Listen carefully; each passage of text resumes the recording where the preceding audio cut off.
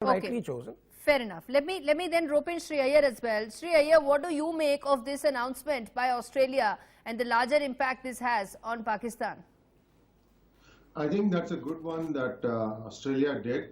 I think many countries now realize that Pakistan is like a bottomless pit where putting anything, any money is not going to go to the right hands. I think the corruption there, the fact that China itself has been, baffled by the amount of corruption that they have found when they were doing the CPEC project. One of the claims is that the money is being completely gobbled up by the, people who are doing the groundwork, but not actually doing any work on the ground.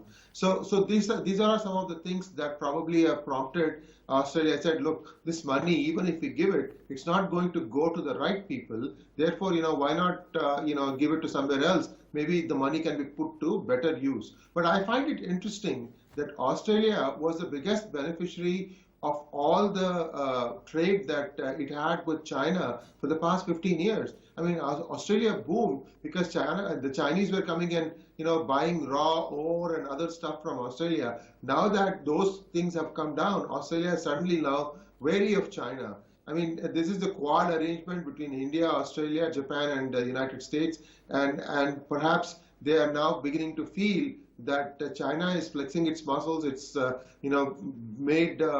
some artificial islands in the South China Sea, and maybe they need to counter that. But the bigger picture that always emerges is, why did it take so long for the countries to smell the coffee about Pakistan? They have not made any secret of their intentions for the past 15. They went rogue in 1999, if you ask me. They just came in and occupied the Kargil conflict, So it was known all along that this is a rogue nation, this is a failed country, and the fact that they even got so much aid for so long is baffling. But let's hope that this template is taken forward by other countries also, and Pakistan really needs to get its act together.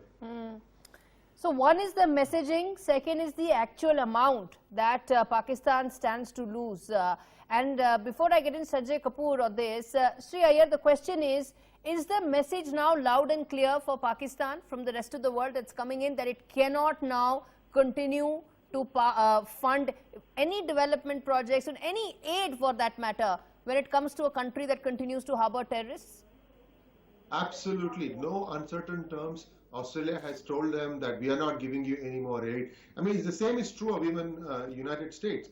It has been whittled down to a large extent, and it also is because of the pressure that the diaspora is exerting on the various countries. Indian diaspora, they're saying, look, this is a rogue nation, and now copious amount of proof has been submitted. So I think finally people are saying, okay, this is not worth the effort. These are people who are breeding snakes in their own backyard, and these things come back to bite you.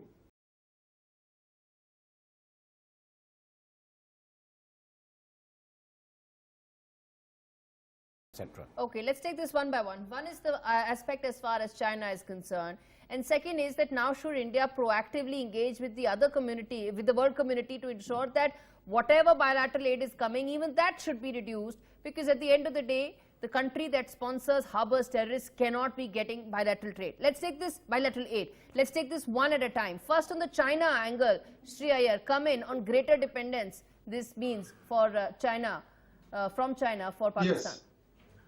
If you look at the way China plays its strategy, look at what happened to Hambantota. So they gave aid to Sri Lanka, and Sri Lanka could not even make the payment. So they now signed up a 99-year lease over the port of Hambantota, and the Chinese have started managing that area. So essentially it is off bounds for the Sri Lankans. So you might expect something like that to happen in Pakistan also. I think Gilgit is the first area that China might want to say, okay, in exchange for defaulting on the $4 billion payment per year that becomes due, I think next year, we will take Gilgit for 99-year lease. From what I have read and heard, there is already 100,000 plus colony that has come up in Gilgit, and it is a complete walled enclave. And inside that, all Chinese signs, everything only Chinese manage in that. And I'm also hearing that the Chinese are beginning to get into Gilgit politics. So, this is very, very typical behavior on part of the Chinese. So they are basically using what the communist salami tactics, one small slice at a time, start biting it off, then, who knows where it's going to come and stop.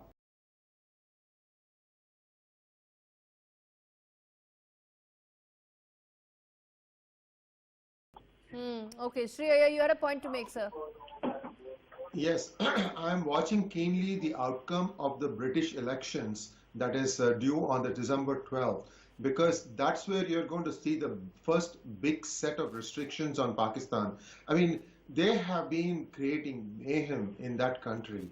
And, every time there is a terrorist attack or anything to do with unruliness, guess whose name pops up? Pakistan. And they, I think, have probably reached that end of patience for the Brits, and you will start seeing some really, really tough action, perhaps some change in laws, which will enable United Kingdom to deport some of these lumpen elements back to their country of origin. And if that starts happening, you will start seeing a change, because Britain is probably the one that is having facing the brunt of the onslaught from Pakistan in terms of all these lumpen elements ganging up and creating Sharia-like, cities inside of UK and so on and so forth. So I think there you will start seeing some curbs, perhaps dramatic curbs. And once that starts happening, you will start seeing this process accelerating. And I don't think India should be doing anything overtly to, support this kind of stuff. This is going to happen on its own. And because the European countries are really, really facing a lot of problems from all these immigrants.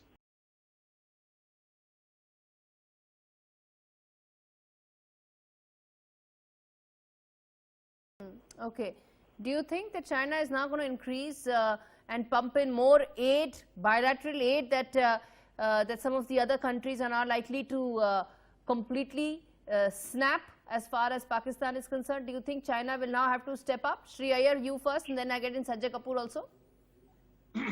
China has actually stopped some of the CPEC segments because of the rampant corruption that it is seeing happen. You see, the daughters and sons of the generals of Pakistan don't study in Pakistan. They go and study in the West. Whereas the Indian generals, poor guys, their kids are all fighting it out in Delhi University, St. Stephen's and what have you. So it just shows you that the corruption level there is off the charts. Now, if that is the case, and if China doesn't see any end to the CPEC project getting completed on the ground, see, one of the problems that was shown for Nawaz Sharif to be deposed was that he was not giving the CPEC contract to the Pak army-based companies. Rather, he was trying to give it to the armed janta. And that's why the army said, no, this guy has to go. So that just tells you that the Pakistan Inc. is essentially nothing but retired armed forces people going and running their own companies. So the economy is theirs, the military is there, the administration is theirs. So what is China going to do? Plus, remember, the CPEC goes through close to 90% of the population of Pakistan. And yes, China has a plan to build 50-kilometer buffer zone along the road. That means 25 kilometers on each side of the road. They want everything cleared. What are they going to do? Drive out the population? I don't think that's going to happen. So there is going to be a lot of challenges for China when it starts putting things on the ground. Gilgit was the unpopulated or underpopulated area where they have actually put the link. Now you can motor from Gilgit all the way into China. That road is there for, you can go on YouTube, a very beautiful road that they have built at much cost. But beyond Gilgit, as it comes into the plains, that's where they're going to see all the challenges.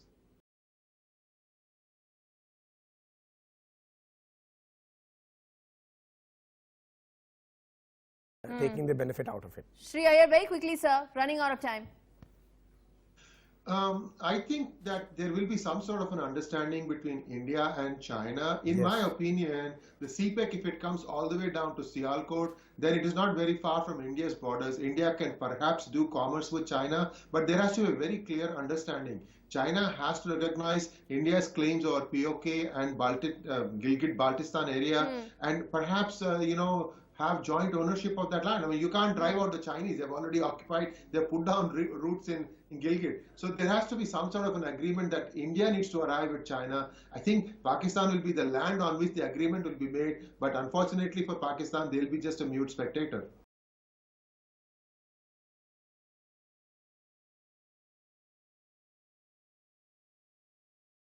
The talent. Okay, I'm going to take that one by one, but I want to bring in Sree Iyer as well. He's going to give us a perspective from closer to Alphabet headquarters than here from Noida. Tell us, Mr. Iyer, you know, the perception that people have had as far as India is concerned, has that now, or if not dramatically, but significantly altered? We are not those folks who only send coders. I mean, you know, some people may say, pardon me for being, you know, the way I'm saying it, but the fact is, you know, the West perceives us as this, you know, those who send these low paid coders, or those who, you know, essentially run call centers and so on and so forth. Has that entire perception now changed or set to be completely altered? Absolutely. Indians form close to 38% of the new startup. Indians run, meaning the CEOs. So it's almost 38%. And that's a very high number. And the perception started changing in the 90s. So it's not something that's like an abrupt process. One of the big drivers of this is the Indus entrepreneur, the Thai system, the Thai cons, the Thai conferences that happen. Now it's becoming a worldwide phenomenon where you can have these things not just in US, but also in India, Singapore, and many other countries. So this self-belief that Indians can and have what it takes to run businesses started with the Thai recognizing that, you know, many people were in the positions of decision making, but they were not being able to make the decision. So there was some sort of a glass ceiling that used to exist, and that got broken sometime in the late 80s, early 90s. If I have to put my finger on, it would be companies like Novell, people like Kamal Rekhi, and then afterward there was a company called Exodus, which really for the first one to do hosting of sites for other companies much before Amazon came along. So these were all companies that were run by Indian entrepreneurs, and that kind of gave the boost that, you know, the self-confidence that Indians they started believing that they had what it takes to be successful to run companies in Silicon Valley. I'll tell you, having done a few of them myself, it is not for the intrepid. You know, one day your children are going to be getting the best education. Next day, you know, even the dog doesn't have a house for itself. So there's all sorts. You go through this wild psychological mood swings, because, you know, because of the uncertainty that dogs start up. 1 in 10 alone succeeds. The other 9, imagine how many people, you know, get up from the ground, you know, clean themselves up and go back and start the fight all over again. So this is the ecosystem: big returns, big rewards, big risks. I really hope that this during the 2000s and 2010s, there was a thing where the startups, when they used to raise money, they had to give what was their India strategy, meaning how were they going to make use of India as a resource.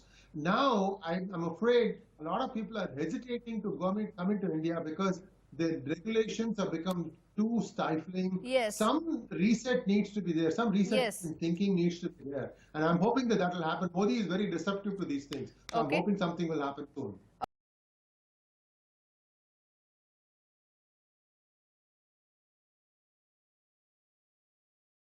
Exactly. All right, Sree Iyer, you were wanting to come in. Yes, sir, go ahead.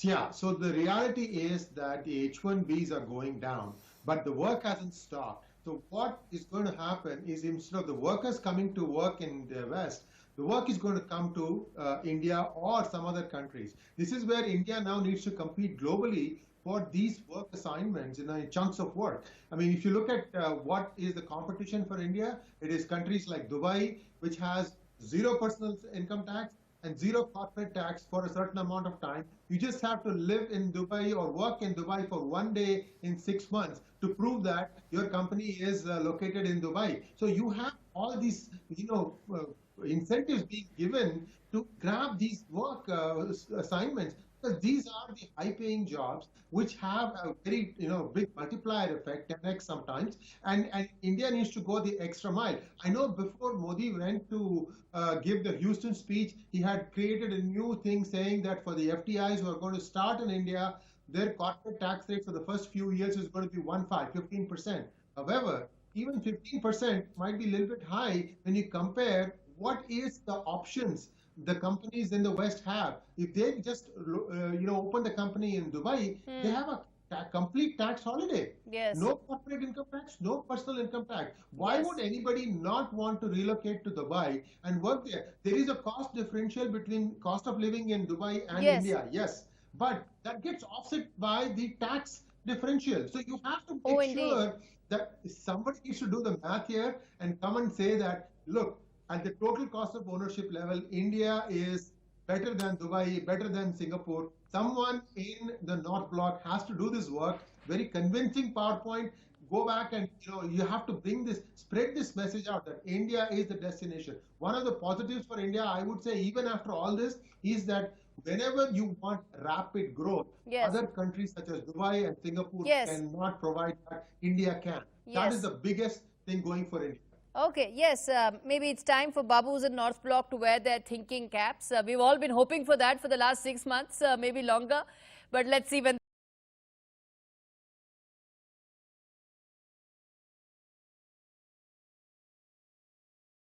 Absolutely, yes. Quick closing comments, Sree Iyer. Yes, excellence comes not just from IITs. I want to give 2 examples. Satya Nadella, he went to Manipal Institute of Technology. Shantanu Narayan went to Usmania. He was my junior there. And I knew that he was going to go far. You know why? In 1982, India had the Asiad. He represented India in the regatta. It's a sailing sport. And he was representing India. He was hardly 20 or 19 at that time. We knew this kid had it in him to go very far. So I'm really happy that things turned out well for Shantanu. What I'm trying to say here is that it's not just IITs, other universities also produce talent. They do. So let's not think that, you have to get into IITs to be the best that you can be. I think you free the children to think. Don't make them, make them to ask why whenever they can't understand something. Don't keep telling them the horse that I breed has only 3 legs and that's how it shall be.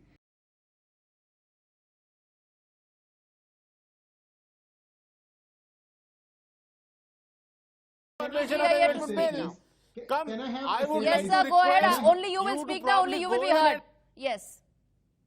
Yeah, please. Thank you very much for muting the other microphones, because it's, I would like to just say a simple thing. Look, India is not a Hindu Rashtra. It has always been a Hindu Rashtra. The Hindu word I have some problem with. I would like to call myself a Sanatani, eternal person, a part of an eternal dharma, Sanatana dharma, and that used to prevail across the world. Hindu is a definition that the Brits have given. That's what it was. This is the Britishers' definition, Hindus. Yes. Hindus, not just that, even before that, because people thought that India was mostly around Sindhu. But be that as it may, I think dragging, a Brahmin name into this one from Sharfuddin is very poor taste, because this is, you're not talking about one particular, community. And I don't believe in that. I believe I'm a Kshatriya because I'm fighting with my pen day in and day out. But think about this. What choice do all these suffering minorities have? We are not including only Hindus. They are also including Buddhists, Christians. Christians face the largest amount of persecution in Pakistan. Yes. Look, a famous cricketer of theirs had to convert to Islam so he could lead the country. Why did he have to do that? So this is the bigotry that exists in that land. Okay, and there are 70 lakh people who are wishing to migrate from there. Clearly, India has to find space for them. All states have to pitch in and say, okay, we will absorb so many, we will absorb so many. So there is a lot of work that needs to be done after the CAB passes. But the most important point that the CAB reflects is, yes, India is a place where you have a safe shelter. You can feel safe in this country. India has always been a live, and let live democracy. It has given Sharanarthi to so many different persecuted religions, starting from Parsis. 91 Parsis came in and they settled in Gujarat. Yes. And they have prospered like nothing else. Yes, look at all the positive side and look at all the minorities that are facing persecution in all these different countries. What you have to give a choice.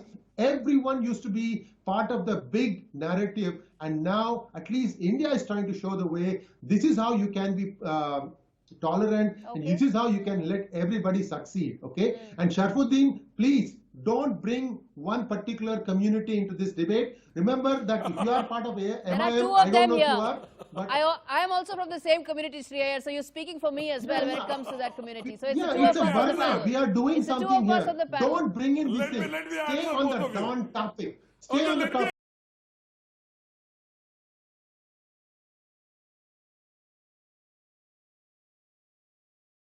For that. Okay. Sree Iyer, there are two questions I want to ask, and then I'm going to get the other panelists also, which is that the fundamental argument that's being used again and again against the Citizenship Amendment Bill is that A, it is violative of the right to equality that is fundamental in our constitution, and second, it is violative of secularism, and thirdly, why only these three countries? Why not Sri Lanka or Myanmar for that matter? These are the questions that are being raised. Well, those two countries, it's easy to determine. They are not facing any persecution there. The truth of the matter is, today in Pakistan, there is forcible conversion of teenage Hindu girls into Islam, and these children get raped, and then they are forced to get married to somebody there. The whole village sometimes raped. I'm sorry to say these things on national TV, but they that are is well the documented. Truth. Just because Ilyas Sharafuddin doesn't want to talk about it doesn't mean that they don't exist. They are well documented facts. Exactly. If I could just complete my point here, I think it is very, very magnanimous on part of the current government to think greater India, not just what is bound today's geographical borders, because at one point, not 70 years ago, maybe 75 years ago, this whole thing used to be a single entity under a single administration. And what they are trying to do is to provide the best living condition for those who are finding it very difficult to live there. See, there are many reasons why things have come to this point, but you have to have a way to give oxygen to those who want to breathe. And what is wrong in that? This is a very commendable step. And those who are complaining that Bangladeshi Hindus will come and take up residence in Assam, I already said that in my previous intervention, that this influx needs to be spread among all the states. There has to be an agreement that, see, these are all our brothers and sisters. We should welcome them with open arms and create a pan-India infrastructure to help them to find their bearings. They have to also find work. You have to give them opportunities to work. This is not easy. This is not trivial. However, the way India is proceeding, it is going to be the cynosure of the world who is going to appreciate that, yes, these people are trying to find a good solution for a problem that is not easy to solve.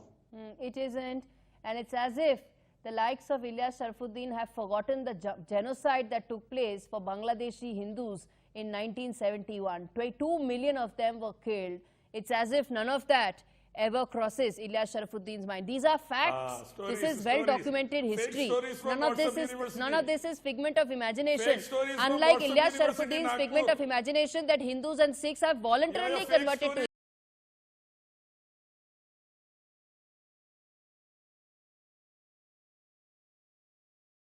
from this act. Mr. Iyer, do you foresee legal hurdles to this? Because I already hear a lot of people saying that they're going to challenge this legally. It is not going to stand the test of our constitution itself. Absolutely not. I'm sure the government has thought this thing through. One thing I have to tip my hat to, whenever they have come out with a resolution and to pass a bill, they have already thought through all the succeeding steps. I am 100% for it. This is a must-have bill. This needs to protect. Remember that people have a basic right to live. Nothing else can go after that. And they are being killed for being, by Hindu, for being a Buddhist, for being a Christian. Please understand the bigger picture here. People are taking out their frustrations by not being able to, take care of their own lives. Yes. So they take it out on all these other religions. That's not right.